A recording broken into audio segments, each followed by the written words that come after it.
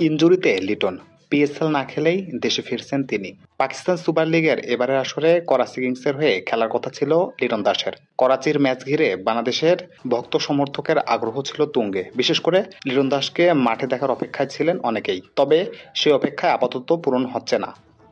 অনুশীলনের সময় আঙুলের চোটে পড়ার কারণে আসরের কোনো ম্যাচ না খেলেই দেশে ফিরছেন টাইগারের ব্যাটার। শনিবার অর্থাৎ 12 এপ্রিল সামাজিক যোগাযোগ মাধ্যম ফেসবুকে নিজের ভেরিফাইড পেজে এ তথ্যটি জানান লিটন দাস নিজেই। ফেসবুক পোস্টে লিটন লেখেন, করাচি কিংসের হয়ে পিএসএলে খেলতে আমি সত্যি মুখিয়ে ছিলাম, কিন্তু স্রষ্টার পরিকল্পনা ছিল ভিন্ন। অনুশীলনে আমি আঙুলে চোট পেয়েছি। অনুশীলনের সময় চোট পেয়ে লিটনের একাধিক আঙুলে হেয়ারলাইন ফ্র্যাকচার ধরা পড়ে। সেরে উঠতে সময় লাগবে অন্তত 2 সপ্তাহ। ফলে করাচি কিংসের ক্যাম্প ছেড়ে দেশে ফিরছেন এই ডানহাতি ড্যাশিং ওপেনার।